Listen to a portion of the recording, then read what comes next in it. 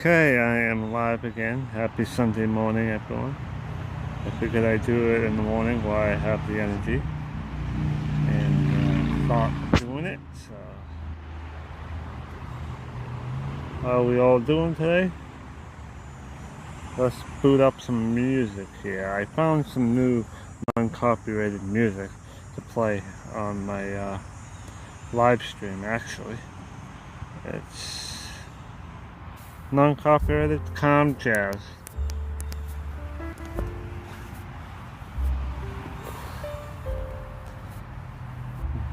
It's not the usual music that I have played. It's a little different.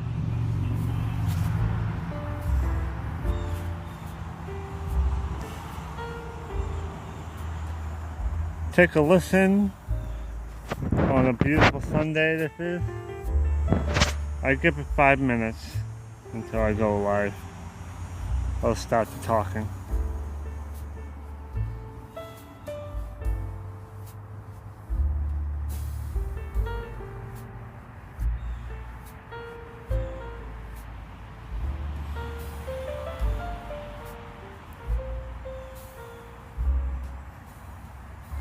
Okay, what do I want to do now?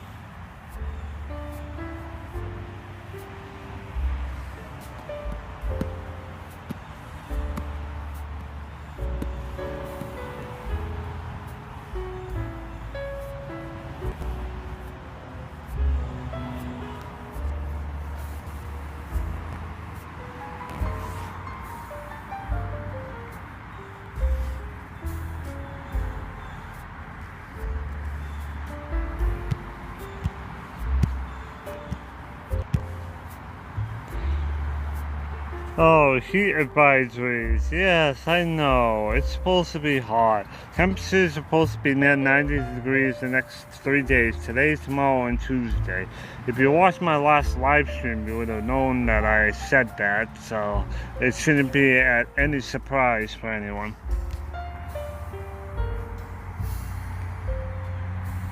I keep saying in all my live streams that I'm a meteorologist. I didn't go through rigorous calculus and rigorous classes with Dr. Kobe not to be a meteorologist. I had to do 3 live discussions in front of classes for about 15 minutes talking about the next 7 days. And that was a lot of information I had to put in those 15-minute week forecasts. I had to show the upper level. I had to show how predictable the atmosphere is. There was a lot that needed to go into those discussions in my class.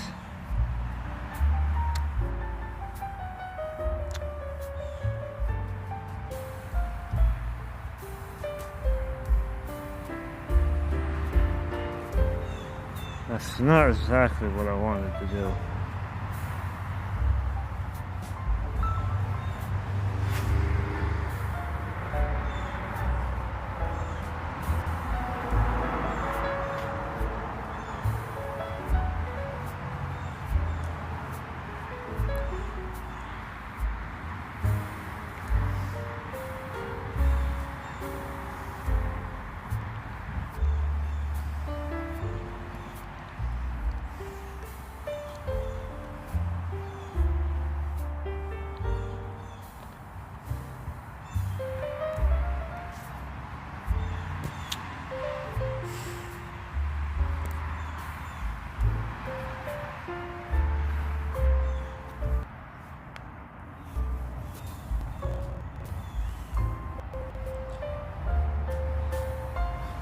My tablet still does the job for how old it is, so I can't complain.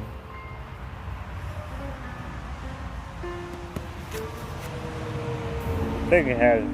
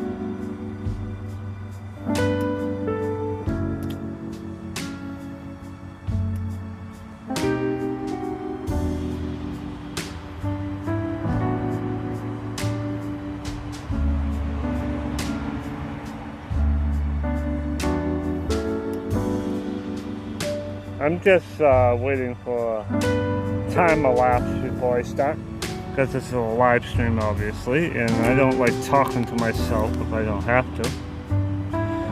Usually I do, because people don't use YouTube to listen to people like me.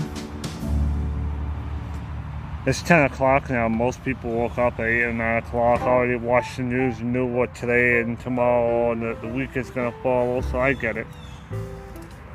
I had a friend from work all the time that says you don't have to worry about those people, worry about yourself.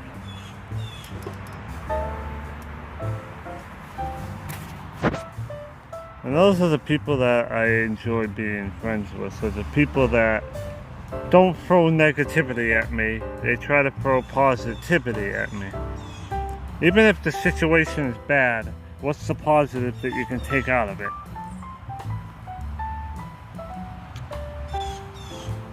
So, hello, I'm Meteorologist Randy, aka WX. Welcome to my live stream. We are going to talk mainly about this whole week, because 7 days out, it's pretty much from Sunday to Saturday. So let's talk about the week in review really quickly. After I go through my sighting, I'm gonna do a quick summary for people that want to go in and out or watch my live streams. All right. If you want to know the weather today is going to be mostly sunny skies. The dew point temperatures are lower, around, let's say, 60 to 65 as compared to 70 or 75 like the last several days. It's a lot less humid, but it is also a lot hotter today. Today is going to be 90 degrees, while yesterday was a lot cooler. Okay. Today is going to be 90 degrees for the most part. Monday is going to be 90 degrees. Tuesday is going to be towards 90 degrees. The dew point temperatures are going to be probably 70 to 75 degrees on Monday and Tuesday, and probably really sticky on Wednesday. There is a frontal system that's going to be moving through sometime Wednesday and or Thursday. I know the Euro said it was supposed to linger into Thursday, and the dry air doesn't supposed to be here until Friday, I thought I saw. So there's probably going to be daily afternoon chances of rain, basically Monday, Tuesday, Wednesday, and possibly Thursday, depending on how fast that cold front moves through, either on Wednesday or Thursday. After that, a cooler, drier high pressure system should be going through the Ohio Valley, should be drying and cooling us down for at least, let's say, Thursday, Friday, Saturday, possibly Sunday the last time I looked. So it's going to be hot, humid, daily rain chances Monday, Tuesday, Wednesday, possibly Thursday. Thursday's still questionable. And by the time Friday and Saturday and Sunday comes, the dry high pressure should be cooling us down and making it a lot less humid and more comfortable. So that's pretty much your whole entire weekend review right there. Probably 90 today, tomorrow, and Tuesday. Then maybe mid to upper 80s Wednesday. Thursday, Friday, Saturday, it should be low to mid 80s. So just be aware of the heat, which is heat advisories out right now from the National Weather Service that it's going to be really hot. And make sure you go eye to the sky using your favorite radar app every afternoon to make sure you don't run into a shower or thunderstorm. And that's pretty much your review of the whole entire week. But I want to actually show off some model data right now, seeing where and when it's possible to have showers and storms. I take a couple of various models and take a look at that. I want to put my screen off right now so I can open up my browser.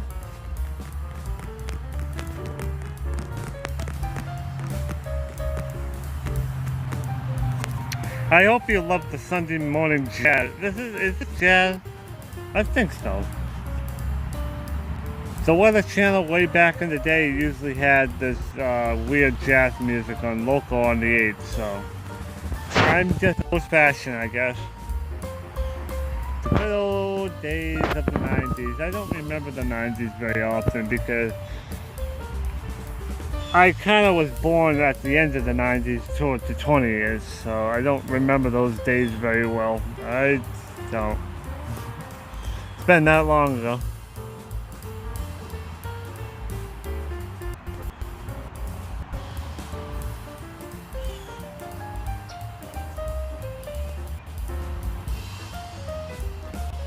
Alright, let's take a look at some model data here.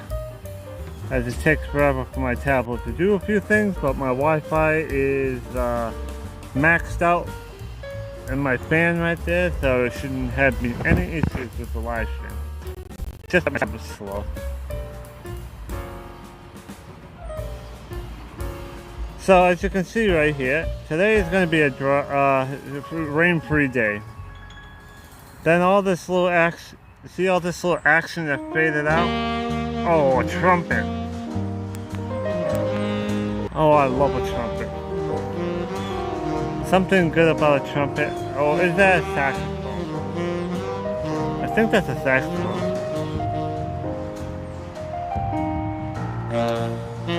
There's a chance of a short shower with thunderstorm Monday, but it's not really very well defined, as you can see right there. But I'm still going to put daily chances of rain until that cold front moves out.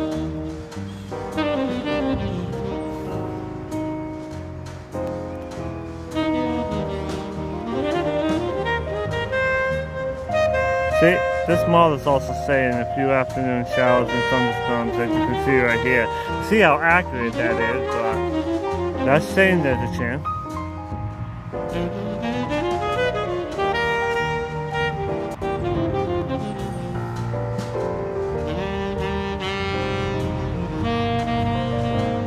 Now with weather models are never ever really that accurate. Because the other day I was forecasting it's going to be some showers and thunderstorms in western and central Mass. That did not happen. I think that was actually Friday. Friday, nothing happened. It seems like 12 hours after I did my forecasting, where everything looked clear, like we were going to get soaked with rain, nothing happened. And then Saturday came around, there was flood washes all over the place, and we only got 3/8 of an inch in my area. Oh, really? That caused any flooding. So I think the National Weather Service saw the same thing that I did, and then the models backed down 12 hours later, and they kept the warnings up because it's kind of awkward to remove them after it looked like it was going to be a potent system, but it did not do anything like it was supposed to. I was expecting heavy downpours being over certain areas for a long duration that Saturday morning, and it did not do nothing. Yeah, we got a little bit of rain here and there, but it was not very long lasting, and it was uneventful. So weather models like this is only a guidance, and sometimes I have to realize that, looking at these things ain't gonna tell you if it's gonna happen or not. It's only a chance it will happen. When I looked at it the other day, I think it was Saturday. No, not Saturday. It was Friday. I know there's gonna be somewhat of a daily chance of rain Monday, Tuesday, Wednesday. I don't know about Thursday. The front could take forever to move out, and Thursday could end up being wet. But there's not a well-defined chance for me to say more than 50% chance of rain pretty much the next 3 or 4 days. It's one of those situations where you have to look at the satellite image every morning and look at the radar every morning and see where the showers and storms, if there are any, surviving the night, and see where the winds are blowing from the clouds, and see when the daytime heating at high noon around 12:30 or something like that. It's basically one of those days that every day is about nowcasting.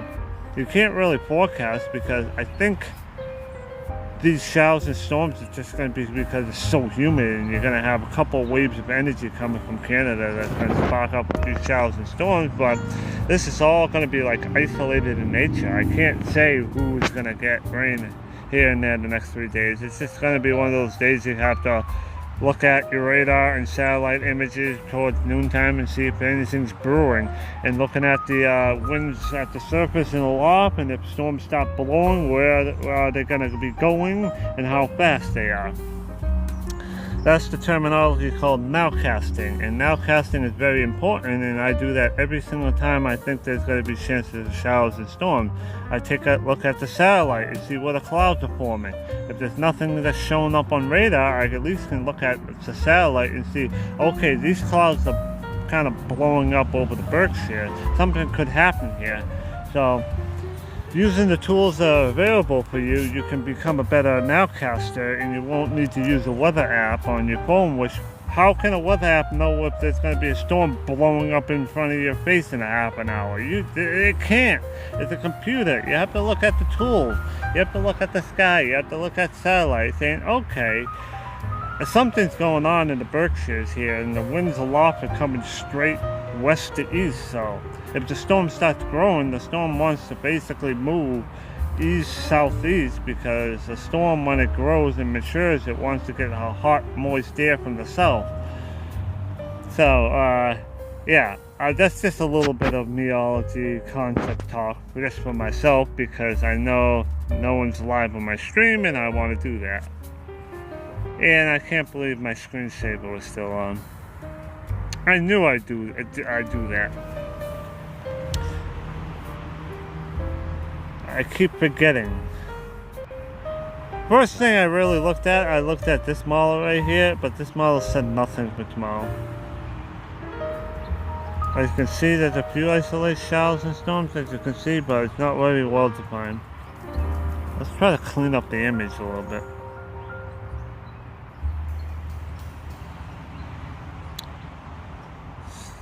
See, there's a few showers. Oh! Wow, looks like some hail down there. That's in New York. New York seems to have more excitement than us nowadays. Oh, that's great. So, basically what it did there, the music basically, hold on, I gotta fix that. I'm pretty sure I don't want to get a copyright strike for listening to Resident Evil music on my stream. Come on.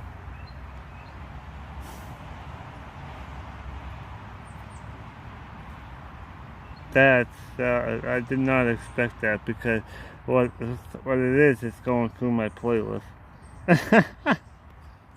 Oh my gosh.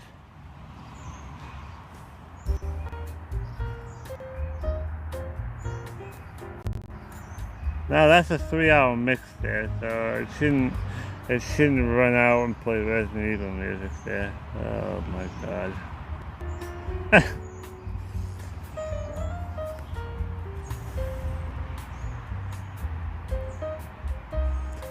See, this model right here is saying that there's going to be chances of isolated pop-up showers, but this is just telling me that there's a lot of uncertainty. How humid and hot it is, there could be a shower that's going to form right on top of me, and this little blotch right here could mean that that storm could make a huge line that comes from, let's say, I don't know, Westford all the way down to Taunton. Who knows what's going to happen? How hot and humid it is. If there's a green dot, an orange and red dot there, that could produce a huge line and say, oh my god, things are getting out of hand fast. So I'm going to have to say, put a 50% chance and be on your radar the next 3 or 4 days, that's for sure. The weather models don't have to really basically show, a huge line. I know it's possible.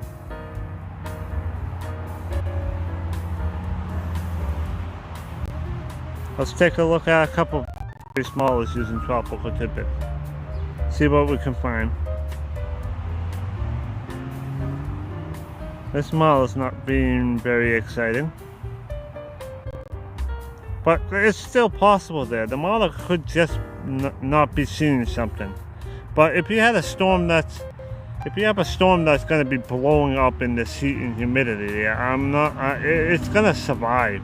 It's going to cause there to possibly be a huge line forming. So all you need is the right kick in the atmosphere in this hot, humid condition. See, this model is being a little bit more aggressive, saying that there's a possible line that's going to go all the way down from Maine all the way into, Pennsylvania and New York there. That could possibly be what we expect to see tomorrow afternoon. Who knows? So this model is aggressive than not, because if the model is overly aggressive, at least you can be overly prepared. Someone told me before that then not to forecast rain, and it does happen. So that's what someone told me way back in the day. So just be prepared there, because that could end up being a situation tomorrow afternoon, but we have to watch it out so closely.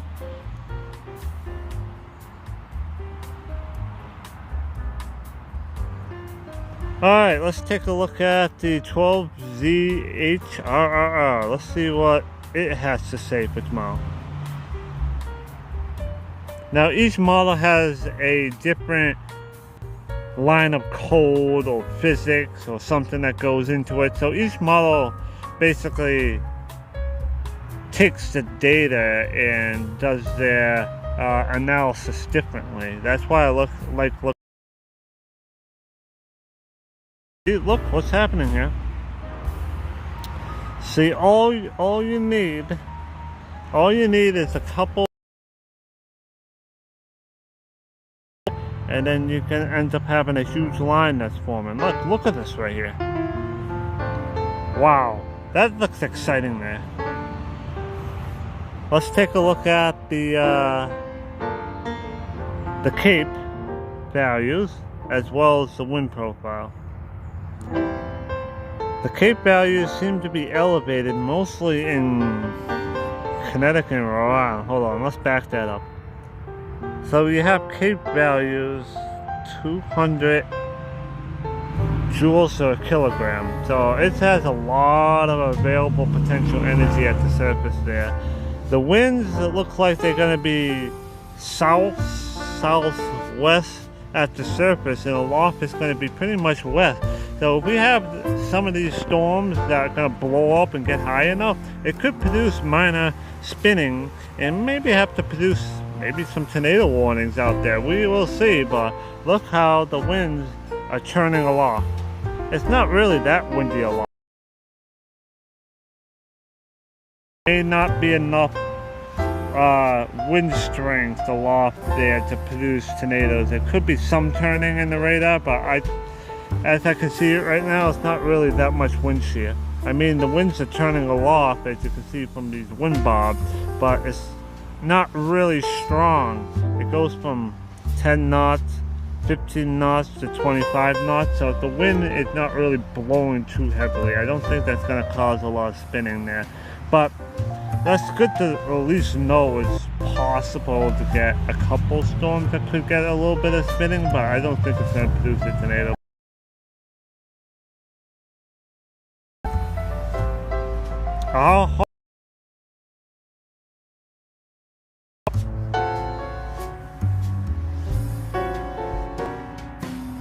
As we progress during the night, it looks like there's a batch of showers and storms here, maybe from a little short wave.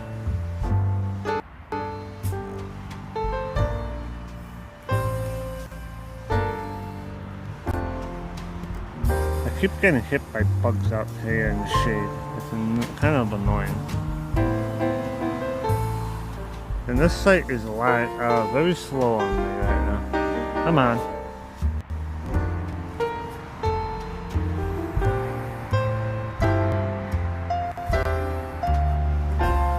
Yeah, it looks like there's a little shortwave right there, as you can see right there. There's little waves of energy coming down from Canada, as you can see. It's like little short waves or little troughs. So So there's going to be waves of activity coming through our area the next several days.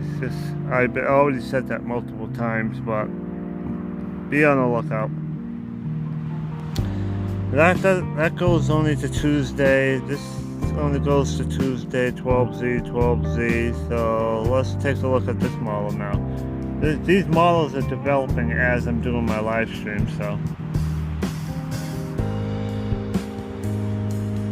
it might be an exciting afternoon tomorrow. This model right here is being exciting right here.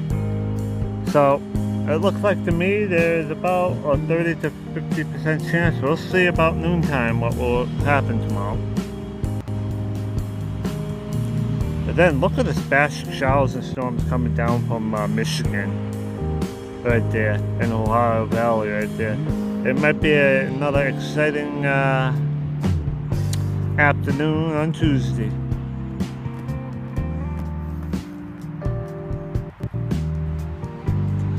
See, these weather models right here are still trying to develop, so I can't go into Tuesday right now. But I can do this for right now. Now that I'm thinking. Let's see what Tuesday's gonna bring.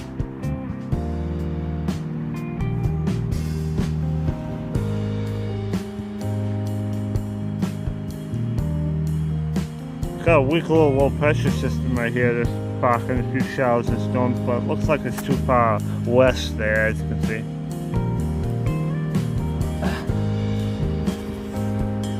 I feel like bugs are just trying to eat away from me as I'm trying to do this live stream.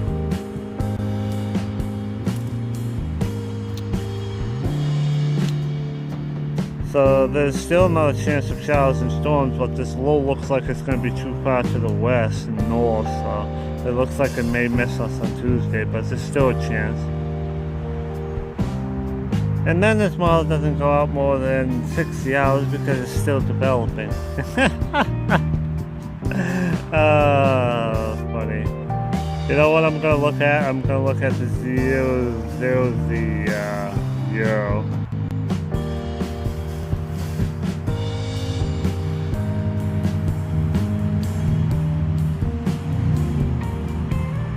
The Euro's saying there's going to be widespread chances of showers and storms. As you can see, green is almost everywhere in the northeast.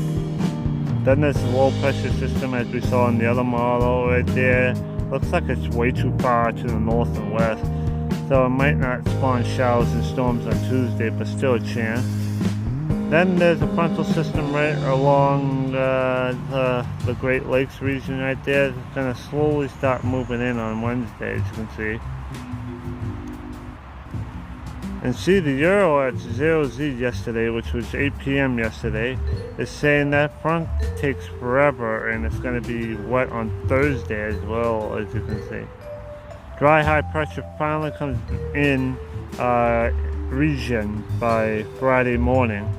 Temperatures should be dropping from the upper 80s to the lower 80s. Dew points should be dropping from 75 at most all the way down to like the low 60s. Then it looks like it's going to stay dry until sometime Sunday morning and afternoon, as probably moisture comes up the front again. Feels like I have spider webs on me. Come on. And I feel like bugs are on me. I'm just trying to enjoy my Sunday. Sunday is supposed to be the day of relaxation. If you look up what Sunday is, it can be called Lord's Day, or it's Sunday, yeah, Lord's Day. That's how I think Sunday is nowadays. Alright, I don't want to go past Sunday because Sunday is 7 days out, so how many days of relief are we going to have from the heat and humidity? It doesn't look like it's going to be that much. See, the GFS says that the front crosses on Thursday morning, as you can see there. The Euro says it lingers into Thursday. That's not good.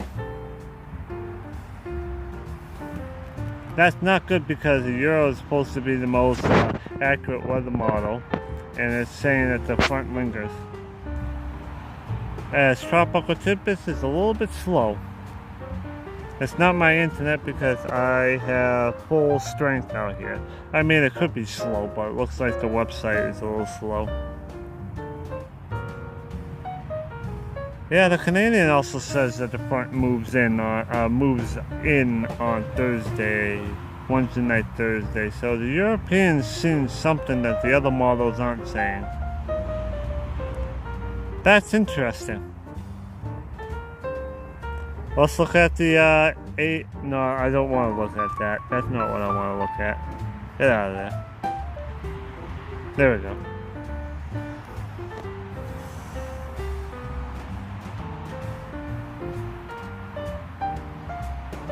Okay, the AI model says the precipitation gets out of here by Thursday afternoon. So the AI is saying a little bit,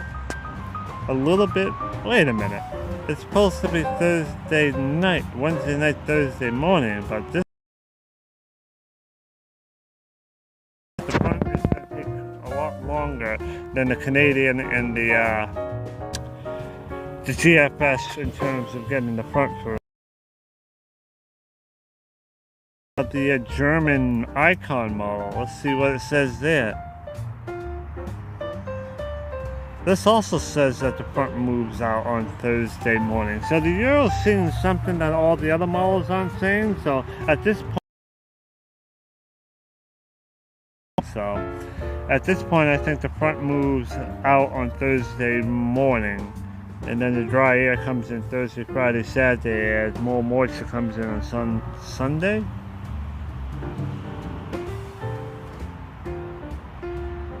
At least it tries to, but it doesn't look like there's much certainty here. Looks like there's a lot of moisture down south. But then I'm going way too far into the forecast.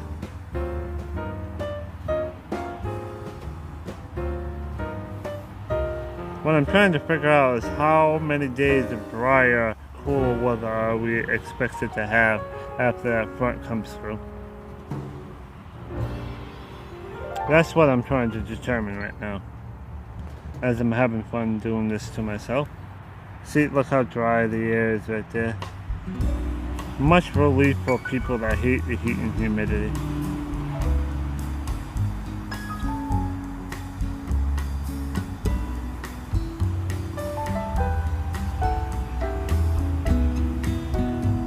Looks like you got a relief through.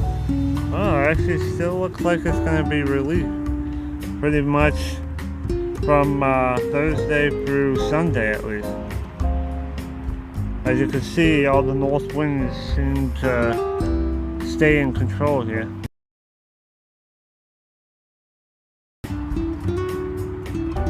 Alright, that's good to know. I just want to look at a cleaner image of the wind profile here. Yeah, this is better.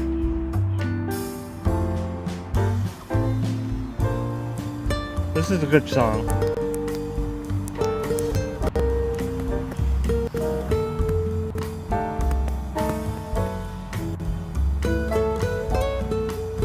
Alright, it's almost been a half an hour since I went live, so...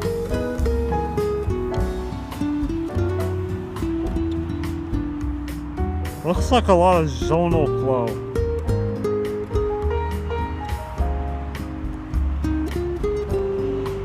Looks like a lot of west-northwest flow. Ooh, I hit the wrong. Hey, yeah, I'm making my music way too loud by hitting the wrong volume shocker. So, it looks like we have relief Thursday, Friday, Saturday, and Sunday. I don't really see anything that... I don't see rain or humidity coming back into the picture for a little while.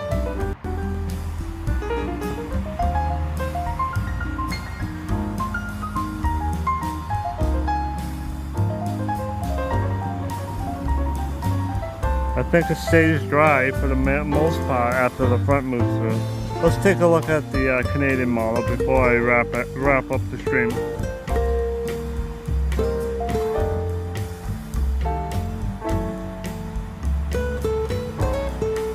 front moves out Thursday. High pressure is pretty much in control for the most part until Sunday. Then what happens after Sunday, I don't know, because it's more than 7 days out. It looks like maybe another cold front moving in on Monday. We'll see. Yeah, who knows at this point. That's going out for 8 days out. So the last thing I want to do to wrap up this good live talk, because it was good for me at least, because right now what I have done to myself right now is that I reinforce my ideas in my other live stream that I did the other day by doing a long talk with myself. Now for me, now I kind of know what's going on for the next 7 days from now. I reinforce myself. So I just did this to myself, so not all is lost. So let's use this as a summary for people that may be just joining or want to jump to the end. Upper 80s, low 90s today. Looks like upper 80s to low 90s, possibly mid 90s if it gets that hot. Look, Tuesday, wow, low to mid 90s. The cold front starts moving in on Wednesday. Temperatures are still going to be in the lower 90s. It crashes on Thursday. The humidity and the temperatures both crash because of that frontal system. So we're only going to be, wow, that's a big temperature dispersion there from 72 to 82. Oh, that's not very confident on that day. I think that's because the Euro thinks that the frontal system is going to take a while to get move through, so it's going to be more cloudy and rainier than the GFS is that the front moves out, and then there's probably more sun. That's why it's probably saying 82 to 72. So I'm going to probably say mid to upper 80s, mid to upper 70s that day. Then it gets confident on Friday because all the models agree that the front has moved out, high pressure is in play, so temperature is going to be generally in the low 80s. Same thing for Saturday and Sunday, probably low to mid 80s. Dew point temperatures, like we have been saying, it's going to drop to really low levels, but there's a lot of uncertainty here. But I'm pretty sure the dew point temperature is going to at least drop into the 60s. Mid to upper 50s on Friday, Saturday, Sunday. So it's going to be a lot more refreshing cool air after that front Thursday. That's all I got for you for right now. I've been live for about 38 minutes right now. And I did a nice good long discussion on Sunday, which is the beginning of a new week. I pretty much know the next 7 days right now. So this was a perfect start of my Sunday. I know I started a little late. I think I woke up at like 8:30, but that's fine because, you know, my normal operating hours are probably like 7 to 3, 8 to 4, 9 to 5. Those are normal operating hours, to be honest. Well, peace out all. This is Meteorologist Randy signing off for the morning. And I might just decide to do a blog post to summarize what I did on my live stream a little later on. Peace out. And I will be back again soon.